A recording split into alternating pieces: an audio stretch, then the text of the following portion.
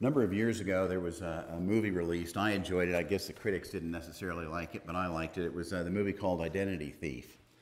And it was a terrific movie, and it was actually a comedy about a fellow whose identity is stolen by a woman. And the poor guy's life gets turned upside down as the woman goes on wild spending sprees, commits a variety of crimes, and generally trashes the guy's reputation by stealing his identity, all within a very short period of time. And while a comedy with many funny scenes, having your identity stolen is anything but funny. It's frightening, upsetting, frustrating, costly, and it can take a long time to fix. And although the film is about a person stealing personal information, social security and credit card numbers, and the ensuing havoc, it's really important for us as people of faith to know and to keep in mind that our identities can be stolen from us in a variety of ways. Said another way, we live in a culture and in a time in which there are many forces and influences and voices that are continually trying to steal who we really are. We live in a culture that is filled with negativity, that if we're not careful, that negativity can corrode our sense of identity and how we see ourselves and how we think God sees ourselves. There's so much negativity going around and all around us that sometimes we can end up questioning who it is that we are. There's so many forces in our culture, again, that can thwart and chip away and chop away at our identity.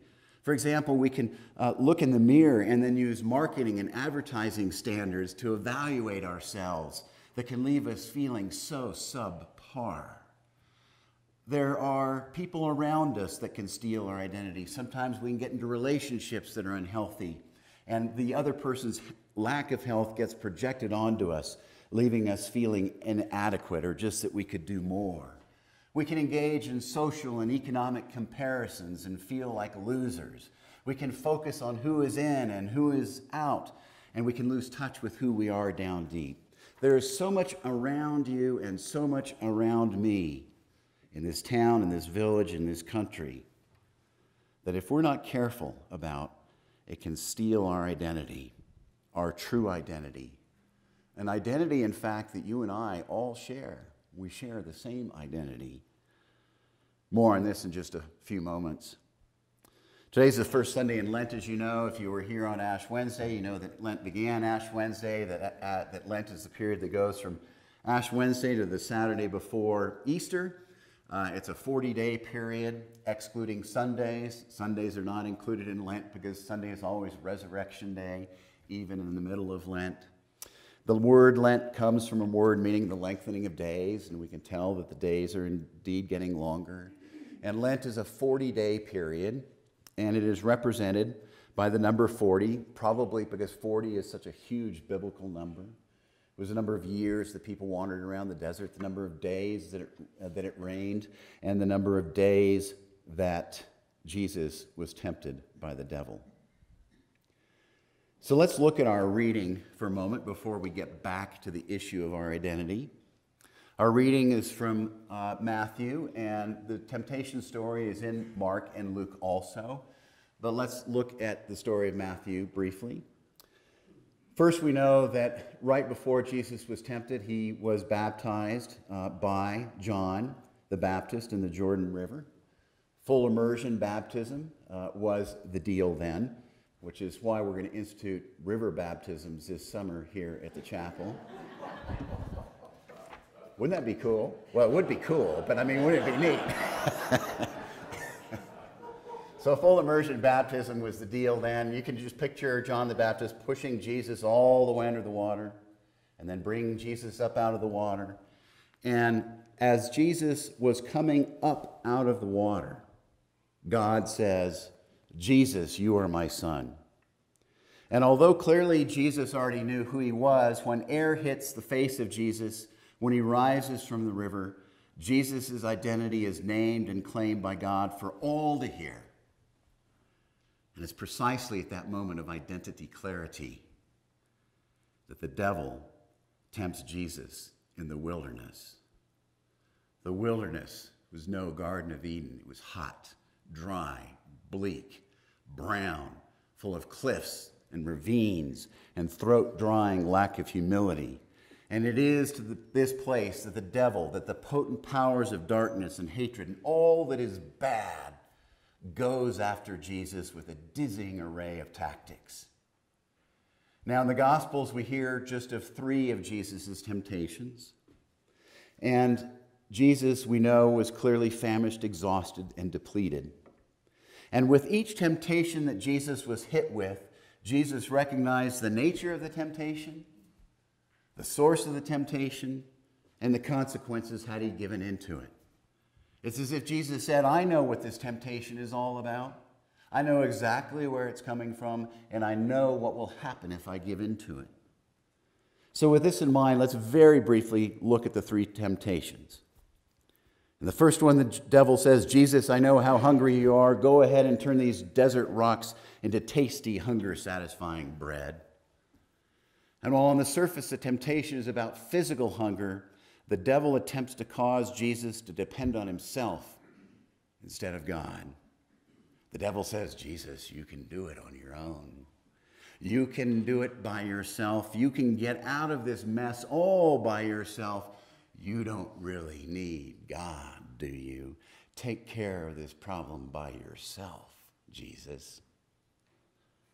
Jesus says, nope, not going to happen. I depend on God.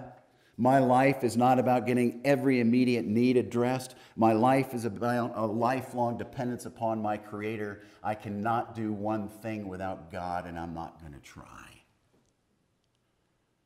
The devil says, all right, I have another offer. And the devil shows Jesus the entire world. He says, see all of this, it's all yours. Worship me. Jesus says, no, I will worship God only. This temptation, Jesus is faced with the opportunity to compromise his identity and his values in order to gain power. I will give up who I am in order to gain power. I will give up what is right in order to gain power. I will compromise who I am in order to gain power. But Jesus says, no, I will not do that. And finally, the devil takes Jesus to Jerusalem and places him on the highest part of the temple. He says, jump, Jesus, you will be fine. The scriptures say the angels will protect you. Jump. I like to call this temptation the God on demand temptation.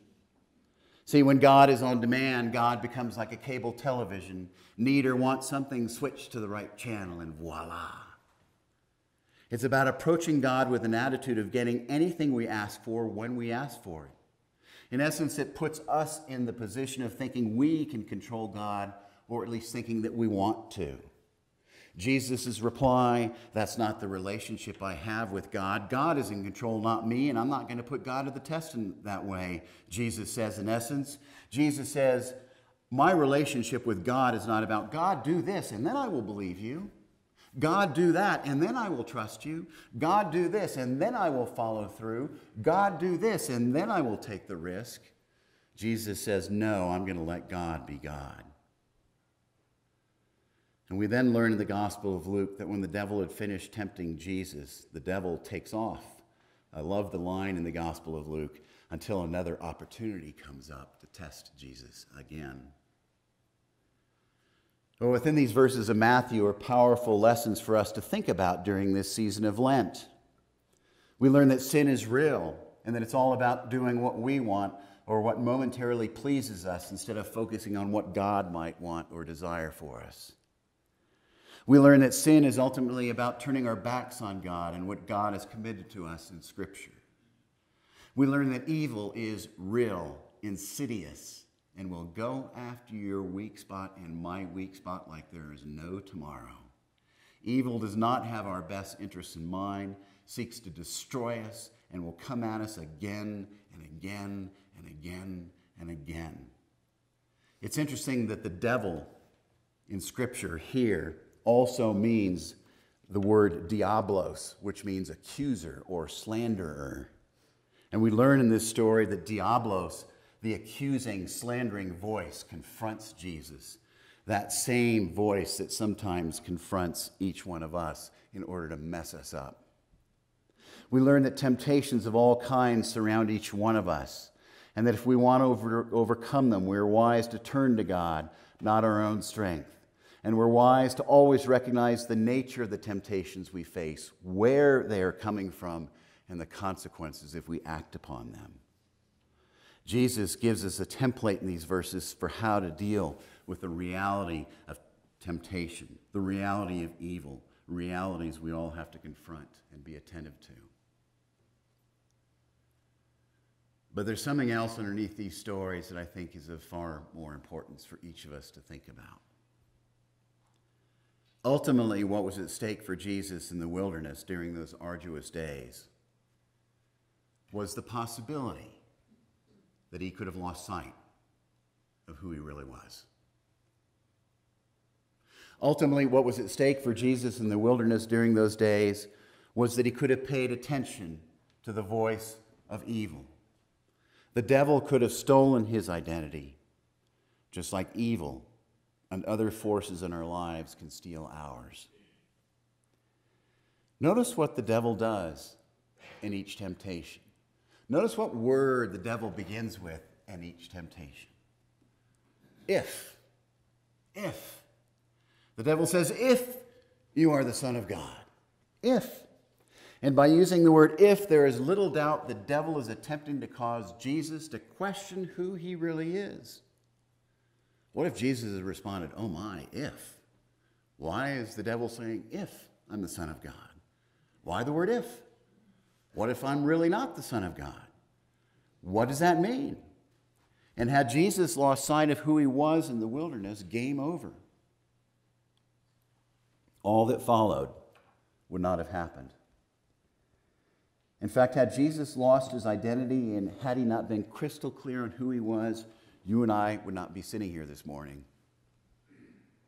But because Jesus was clear about his identity, he turned to the power of God. He turned to the power that God had given him to heal and teach and lead and challenge and unsettle and change and show us who God is. And because he was clear about who he was, he willingly hung on the cross. He willingly forgave us. He willingly showed us that love is the standard to attain to. So Jesus was crystal clear about his identity. Are you? Am I? Are we really crystal clear on our identity? Do we let the word if invade our minds when we think about who we are? Does the word if play any role in the answer to the question, who are you? Do we know who we really are at the core of who we are down deep? Do we know what occupies the nucleus of what's right here? Fundamentally, do we see ourselves first and foremost as God's cherished, chosen, beloved possession? Is that what comes to mind in your mind and my mind first when we think about who am I? Do I think I'm Robert? Do I think I'm a minister? Do I think I'm a husband, a father? Somebody who lives in Snowmass? Somebody that has this challenge or that challenge? Or is the first thing that comes to mind, I'm God's beloved, chosen, cherished possession? The bottom line is that if we come to see ourselves at our core as God's beloved, this will have a massive effect on how we live and the choices we make. If our lives ultimately reflect the core identity we have embraced, and if it's God's, if we see ourselves as God's, everything changes. It affects how we think, how we feel, what we trust, what we turn to, what we rely on, how we celebrate success, failure, heartache, all of life's gains and losses. My prayer for you and for me is that when you think of who you are, the first thing that will come to mind is, I'm God's beloved possession, cherished, chosen, selected, created.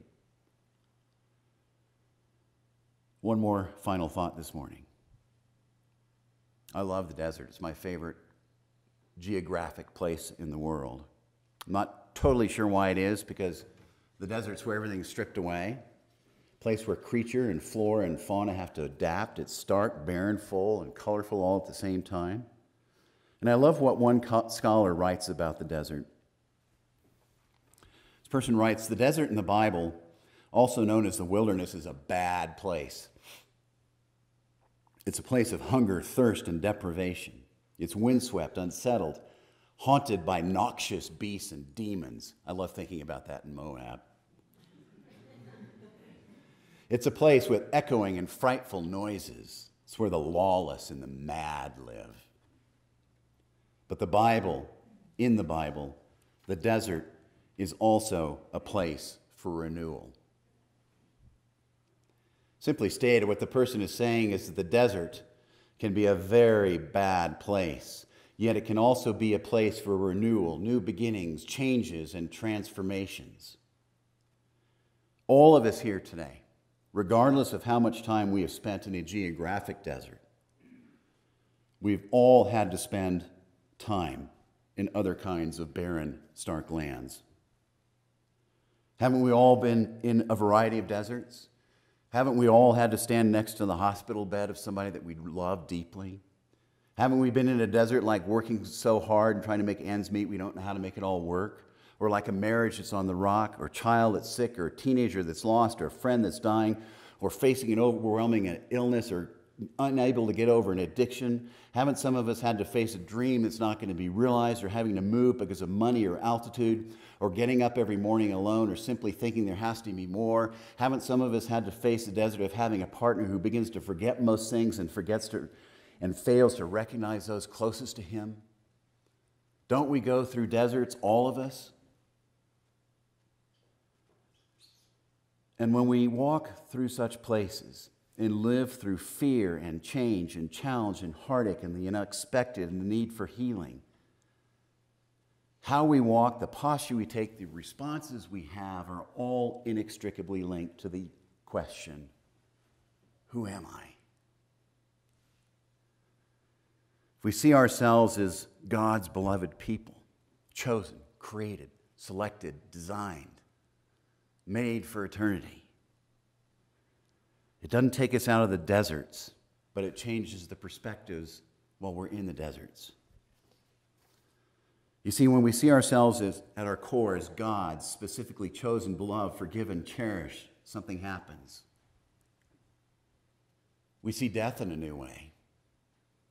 We see death as a doorway to something extraordinarily wonderful. When we see ourselves as God, beloved, and chosen, we begin to see healing in ways that exceed normal definitions of healing that can be quite narrow. When we see ourselves as God's beloved and chosen, seemingly impossible things occur, and we become aware not of coincidences, but of God incidences, things that just happen. When we see ourselves as God beloved, we become aware of the purpose of people and the events that cross our paths. Surprises and unplanned twists and turns, which at first we don't welcome, lead us to a much better situation. When we see ourselves as God's beloved, we begin to hope and trust and live in the moment. And perhaps most importantly, when we see ourselves as God does, we are released and free to let God be God in our lives. To let God take over, to let God give us the strength we need, to let God face the problem on our behalf. And perhaps best of all, when we see ourselves as God's possession, we can come to understand that while we can't, God can. And we can let go of worry and fear and trepidation and exhaustion. I really want you each to think about, and I want me to think about today, first and foremost, you are God's beloved, cherished, adored creation. When you look in the mirror, I want you to think that. I'm God's beloved. Look at that. I'm God's beloved, adored, created creation. Not to feel egotistical, but to feel humbly loved. Keep that identity at the center of everything. You are God's, I am in God's, and at the moment, for goodness sakes, the moment you feel yourself moving away from that core identity, realize that something or someone is trying to steal it. Claim the identity God has given you. Know who you are. You're God's. And let us pray.